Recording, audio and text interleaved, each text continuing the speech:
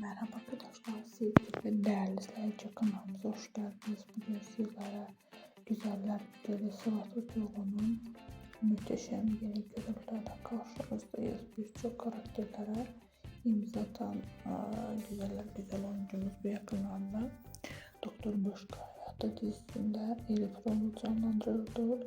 Güzeller Güzel oyuncumuzun yeni özel görüntülerinin devam edilmesi istiyorsanız da Star kanalımıza abone olmayı unutmayın.